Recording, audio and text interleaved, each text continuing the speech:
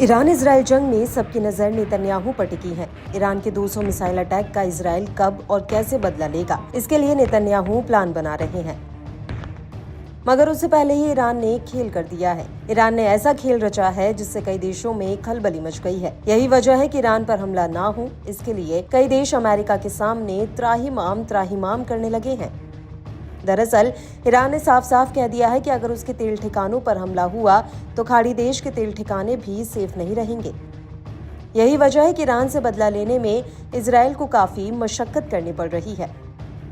फिलहाल इजराइल अभी ईरान के तेल ठिकानों पर हमला करने की प्लानिंग कर रहा है। अमेरिका ने अब तक इजराइल को केवल ईरान के न्यूक्लियर ठिकानों पर हमला न करने को कहा है, मगर इजराइल अब ईरान के तेल ठिकानों को तबाह करने की फिराक में है।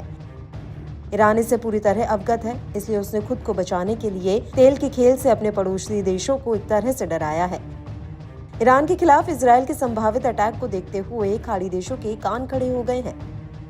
गल्फ कंट्री यानी खाड़ी देश अमेरिका पर दबाव बना रहे हैं कि वह ईरान के तेल ठिकानों पर हमला करने से इजराइल को किसी तरह रोके।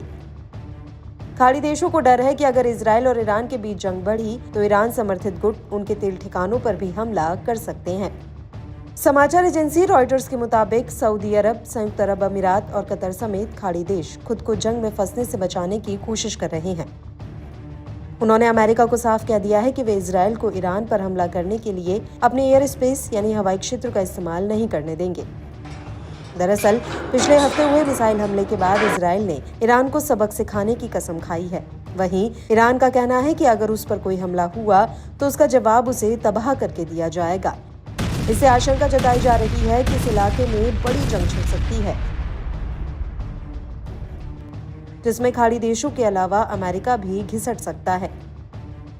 दरअसल गैर अरब शिया देश ईरान लगातार अपने सुन्नी खाड़ी पड़ोसी देशों पर दबाव बना रहा है कि वे अमेरिका पर अपने प्रभाव का इस्तेमाल करें। ईरान को डर है कि इजराइल उसके तेल उत्पादन केंद्रों को निशाना बना सकता है। इसी के बाद खाड़ी देशों ने ये कदम उठाया है।